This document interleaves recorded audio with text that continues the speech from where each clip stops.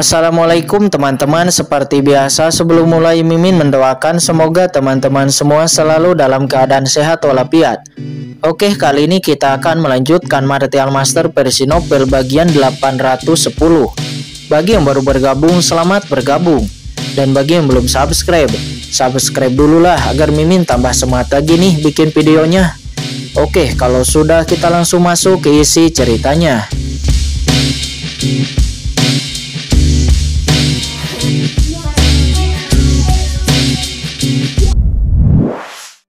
Melihat putra ilahi baru saja pulih, dia tidak menyangka bahwa dalam sekejap mata dia musnah sekali lagi, bahkan tanpa meninggalkan jiwanya. "Kincen, kamu mencari kematianmu sendiri." Di cermin dewa raungan marah putra ilahi terdengar. Karena Kincen bisa melihatnya, dia tidak repot-repot menyembunyikannya. Dia pikir dia telah melihat kekuatan magis waktu Kincen, dan seharusnya ada cukup cara untuk memblokir kekuatan waktu untuk kedua kalinya. Tetapi dia tidak pernah mengharapkan hasilnya akan sama. Begitu kekuatan waktu keluar, dia tidak bisa menahannya sama sekali. Ini wajar. Jika kekuatan waktu tidak kuat, itu tidak akan menjadi aturan tertinggi di surga. "Kincen, apakah kamu pikir kamu akan menang? Jiwa kursi ini ada di cermin dewa, abadi selamanya. Bahkan jika Anda dapat menghancurkan tubuh kursi ini 10 atau 100 kali, apa yang Anda dapat lakukan? Selama Anda memiliki kekuatan yang cukup, kursi ini dapat dilahirkan kembali terus-menerus," kata putra ilahi. Dia mengaum. Benarkah? Namun Kincen mencibir. Dia tidak percaya bahwa putra ilahi dapat dilahirkan kembali tanpa batas. Tubuh tuannya sama sekali tidak kohesif. Kali ini, dia benar-benar menghancurkan tubuh putra ilahi dan memadatkan daging lagi, yang tentunya membutuhkan kekuatan yang tak terbatas. "Kincen, itu karena kamu tidak tahu apa-apa tentang kekuatan kursi ini." Cermin dewa meledak menjadi cahaya dan di permukaan cermin wajah putra ilahi benar-benar muncul. "Tuan putra ilahi." Putra suci darah dan yang lainnya putus asa pada awalnya. Tetapi pada saat ini mereka semua meraung dengan penuh semangat. Selama putra ilahi tidak mati, maka mereka tidak akan berada dalam bahaya. "Kincen, cepat akuilah, di depan Tuan Putra Ilahi kamu tidak punya kesempatan untuk melawan sama sekali. Lebih baik berlutut dan mengalah. Mungkin masih ada cara untuk bertahan hidup." Putra suci darah, Ciwemin dan yang lainnya nampak meraung kepada Kincen. "Bodoh, apakah kamu benar-benar berpikir bahwa kamu dapat tertawa dengan bangga di surga dengan mengikuti Putra Ilahi?" Kincen melirik putra suci darah dan yang lainnya. Putra suci darah juga mengklaim sebagai reinkarnasi dari dewa darah kuno. Itu konyol. Dia telah melihat bahwa jejak kekuatan jiwa pada orang-orang ini telah diekstraksi dan diam-diam telah diintegrasikan ke dalam cermin dewa. Ini juga merupakan hasil dari penggunaan penuh teknik terlarang jiwa surgawi oleh Kincen sebelum dia pada akhirnya bisa melihat petunjuk ini. "Kamu semua digunakan oleh Putra Ilahi. Jiwamu sudah dimutilasi dengan doa yang terus-menerus. Cepat atau lambat, kalian semua akan menjadi boneka dari Putra Ilahi," kata Kincen dengan dingin. "Kincen, saat seperti ini kamu masih waspada. Mengikuti Putra Ilahi, kami pasti akan bisa menyapu langit dan hidup selamanya," kata Ciwemin. Dia berteriak pada mereka. "Ya, mengikuti kursi ini, kalian semua dapat menyapu langit dan hidup selamanya. Tetapi alih-alih mengikuti kursi ini, kalian lebih baik menjadi salah satu kekuatan dari kursi ini," kata Putra Ilahi. Di atas langit, wajah Putra Ilahi di cermin dewa tiba-tiba tersenyum muram. Dan sesaat berikutnya gelombang misterius yang menakutkan memenuhi langit. Boom! Kekuatan ini menyebar dalam sekejap dan langsung memasuki tubuh banyak orang seperti Putra Suci Darah, Ciwenmin, dan semua orang dari rumah Sueyang, rumah Renwang, Shen Zhaojiao dan yang lainnya. Apa ini? Kekuatan ini menusuk tubuh orang-orang ini dan tiba-tiba semua orang itu merasakan aura yang mendidih dan serangkaian garis aneh muncul dari permukaan tubuh mereka. Apa yang salah? Tubuhku? Apa yang terjadi? Tidak. Mereka melihat tubuh mereka dengan ngeri, dengan ekspresi yang sangat menakutkan di wajah mereka. Di bawah mata semua orang, tubuh orang-orang ini bertabrakan seperti balon dan kemudian meledak dengan keras. Boom! Darah yang tak terhitung jumlahnya terciprat Setelah darah itu jatuh, itu melonjak seperti ular dan berserakan di tanah. Kemudian membentuk serangkaian batasan dan gelombang kekuatan jiwa muncul, ditemani oleh hukum suci surgawi yang tebal, terbang dalam kehampaan. Dalam sekejap, setidaknya ratusan orang jatuh dan darah mengalir. Orang-orang yang jatuh ini adalah penguasa orang-orang suci dari kekuatan besar, penguasa dari orang suci tingkat menengah surgawi, dan bahkan keberadaan setengah langkah tahap air suci surgawi. Namun ada beberapa orang yang cukup kuat seperti putra suci darah dan Ci Wenmin, nampak mereka belum jatuh. Tetapi di dalam tubuh aura aneh naik, dan dia tidak bisa menahan kekuatan ini. Boom, boom, boom. Ada ledakan di mana-mana di tubuh mereka, memperlihatkan lubang darah, dan mereka berteriak dengan getir. Tuan Putra Ilahi, apa yang kamu lakukan? Beberapa orang dengan kekuatan cukup kuat semuanya berteriak dengan sedih. Darah mengalir. Pemandangan yang mengejutkan ini membuat banyak orang suci dari rumah Guanghan nampak pucat dan ketakutan. Adegan ini terlalu tragis. Dalam sekejap, semua master dari beberapa kekuatan mati. Betapa sengsaranya itu. Apa yang sedang kamu lakukan? Apakah Anda tidak ingin mengikuti kursi ini? Jika demikian, maka jadilah kekuatan kursi ini. Jika ingin menyalahkan, salahkan Qin-Chen itu. Awalnya, kursi ini ingin menahan Anda dan meletakkan beberapa bidak catur di antara kekuatan utama. Namun Qin-Chen itu memaksa kursi ini untuk hanya bisa melahap darah dan jiwa kalian, membiarkan cermin dewa pulih lebih cepat, dan Qin-Chen lah yang membunuh kalian. Putra Ilahi berkata dengan ganas. Di cermin dewa, kekuatan tak terlihat sekali lagi menyebar dan menyapu semua orang yang tersisa secara sekaligus. Apa? Pada saat ini putra suci darah dan yang lainnya yang tersisa nampak berteriak. Mata mereka penuh penyesalan. Mereka membenci. Kekuatan jahat menyebar di tubuh mereka, dan semua orang berjuang dengan panik, mencoba melawan erosi kekuatan ini. Tetapi itu sia-sia. Cermin dewa adalah harta tingkat guru suci. Bahkan Qin-Chen akan takut akan hal itu. Bagaimana mungkin putra suci darah dan yang lainnya dapat menolaknya? Pada saat ini, Ci Wenmin dan yang lainnya, mereka memiliki hati yang dipenuhi dengan penyesalan. Dia benci, dan mereka benci. Mengapa dia ingin menjadi musuh dari Qin-Chen? Boom! Akhirnya orang-orang ini meronta-ronta dengan kesakitan. Mereka kemudian meledak satu persatu, mati di tempat, dan darah mereka mengalir. Gelombang kekuatan jiwa dengan cepat ditelan oleh cermin dewa, dan darah yang kaya mengubah dunia ini menjadi samudra berwarna darah. Di cermin dewa, aura yang lebih menentang surga segera muncul. Kali ini Qin-Chen bahkan mengubah ekspresinya di bawah cermin dewa itu. Aku tidak bisa membiarkan cermin dewa menelan kekuatan-kekuatan ini dengan mudah, kata Qin-Chen, matanya tiba-tiba menjadi dingin. Pagoda kaca kibau dan istana Ji Xiaodao dirilis untuk pertama kalinya. Tiba-tiba api yang menderu memenuhi langit, dan semburan api berubah menjadi lautan api, menutupi dunia, menyempurnakan kekuatan Yuan Suci setelah kematian putra suci darah dan yang lainnya. Boom!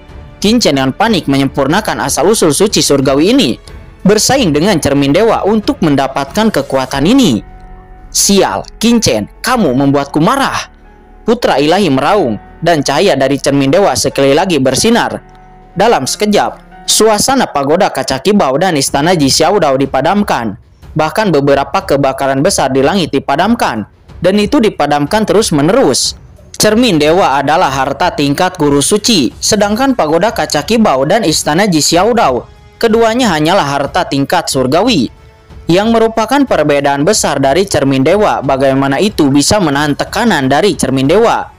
Namun saat api padam, tubuh Qin-Chen tiba-tiba bergerak dan langsung muncul di atas cermin dewa. Tubuhnya terbungkus lapisan api seperti dewa kuno.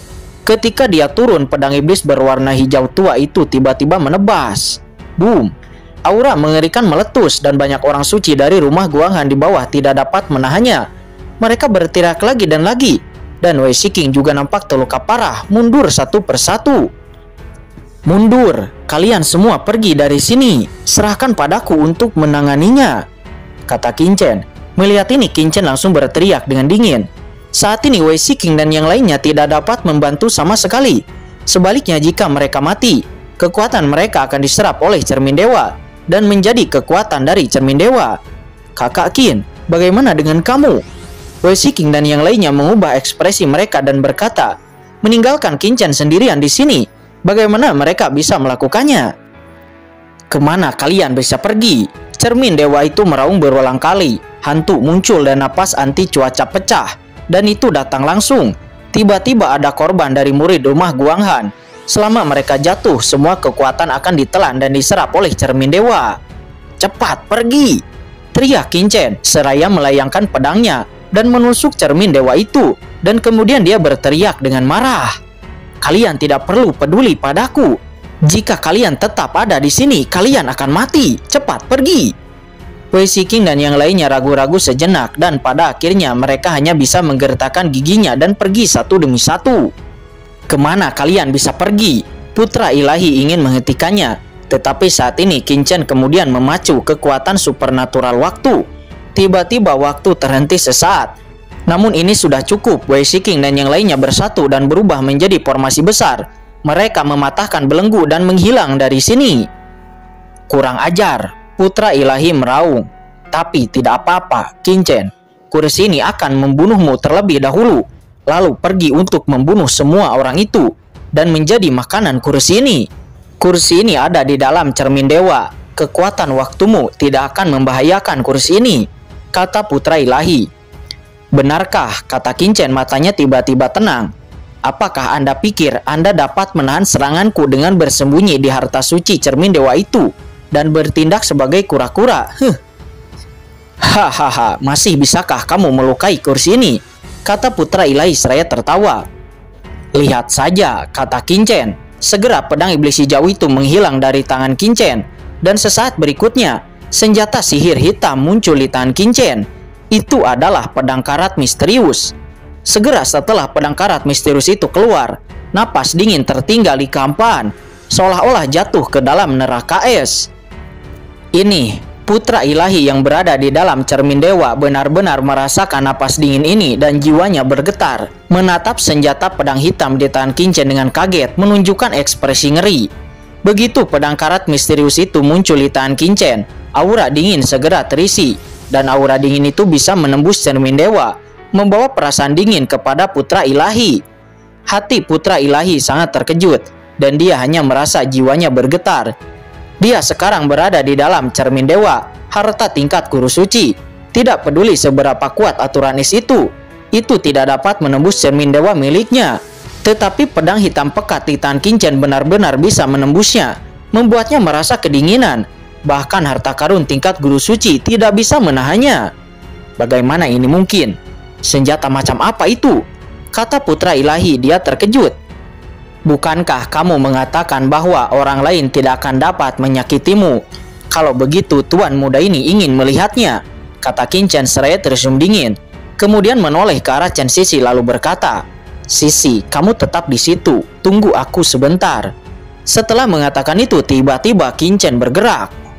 Boom, dia mengguncang tubuhnya seperti sambaran petir, meledak ke arah putra ilahi.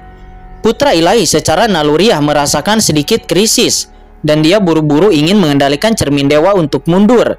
Tetapi cahaya guntur yang menakutkan muncul di tubuh Qin Chen, meledak. Dan cahaya guntur berkedip, kecepatan Qin Chen seperti kilat, dia langsung muncul dalam sekejap di depan putra ilahi dengan sebuah pedang menebas. Ini bukan kekuatan waktu. Mengapa kecepatanmu tiba-tiba meningkat begitu banyak? Kata putra ilahi, entah kenapa dia merasa ngeri. Di bawah kengerian, dia buru-buru mendesak kekuatan cermin dewa ke ekstrim. Itu meledak. Kekuatan iman yang luar biasa juga menyembur keluar dari cermin dewa, berubah menjadi semburan seperti lautan yang luas, menuju ke arah Qin Chen dengan ledakan. Pedang karat misterius, potong, kata Qin Chen, dia mencibir di sudut mulutnya. Dia bahkan tidak membangkitkan kekuatan menakutkan yang ada di dalam pedang karat misterius itu. Dia hanya mendesak pedang karat misterius itu dengan kekuatannya sendiri. Boom, segera pedang karat misterius itu membelah kekuatan iman yang tak ada habisnya dan kemudian menebas ke arah cermin dewa. Apa? Putra ilahi hanya merasa bahwa dia telah mengalami pukulan kuat saat pedang karat misterius menghantam cermin dewa. Kekuatan jiwanya di dalam cermin dewa langsung kehilangan 1/10. Seolah-olah itu telah ditelan dan ada rasa sakit yang tajam di jiwanya. Bagaimana ini mungkin? jiwaku ada di cermin harta karun tingkat guru suci ini. Bagaimana kamu bisa menyakiti jiwaku? Kata putra ilahi. Dia meraung ngeri. Di bawah pedang ini jiwanya hilang 1/10 dan nampak rusak parah. Di depan tuan muda ini tidak ada yang mustahil. Belum lagi jiwamu bersembunyi di cermin dewa yang rusak ini. Bahkan jika cermin itu berada di masa jayanya, cermin itu tidak akan bisa menjagamu, kata Qin Chen. Dia mencibir dan terus menembak. Dia mengayunkan pedang karat misterius itu dengan acuh tak acuh. Pedang karat misterius bersinar dengan cahaya pedang dan napas dingin meledak. Seluruh ruang terbuka segera tampak terperangkap di dalam api penyucian es. Pedang karat misterius ini sangat kuat. Qin Chen memegang pedang karat misterius itu dan matanya juga menunjukkan keheranan. Pedang karat misterius adalah salah satu harta paling misterius yang ia miliki. Isinya kekuatan aneh dan dingin, seperti lautan mayat dan darah. Yang lebih menakutkan adalah tampaknya ada ahli teratas jiwa yang aneh yang tersembunyi di dalamnya. Dan setiap kali Qin Chen mendesaknya dengan seluruh kekuatannya, jiwanya tampaknya ditelan menjadi gila dan bahkan kehilangan akal sehatnya. Namun ketika tingkat kultivasi Qin Chen meningkat, kekuatan pedang karat misterius itu juga meledak menjadi semakin kuat dan bahkan melampaui harta tingkat guru suci umum. Potong. Qin Chen terus menembak dan melihat pedang karat misterius itu terus mekar dengan cahaya yang aneh. Setiap kali menebas cermin dewa itu akan bergetar hebat dan napas cermin dewa itu dengan cepat meredup. Boom, putra ilahi mengalami beberapa pukulan berat. Jiwanya rusak parah. Dia berteriak dengan keras, memacu cermin dewa dengan gila-gilaan dan bahkan memprovokasi formasi pena suci. Tetapi itu tidak berguna di depan Qin Chen. Tidak peduli metode apa yang digunakan oleh putra ilahi, dia tidak berhasil, tetapi dia dipaksa kembali untuk mundur. Sialan Qin Chen, apakah kamu benar-benar berpikir aku takut padamu? Kamu yang memaksaku sampai ke titik ini. Tiba-tiba putra ilahi itu meraung dan menggelegar.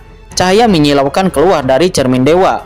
Kekuatan mengerikan langsung menembus ke bawah tanah, ke bawah formasi pena suci kuno ini.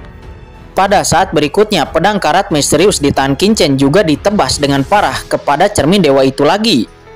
Seketika cermin dewa itu terbelah dan terbang keluar, cahayanya redup dan tiba-tiba tenggelam ke dalam gua dan menghilang dari sana. Cermin dewa dan putra ilahi itu benar-benar pergi dari sana.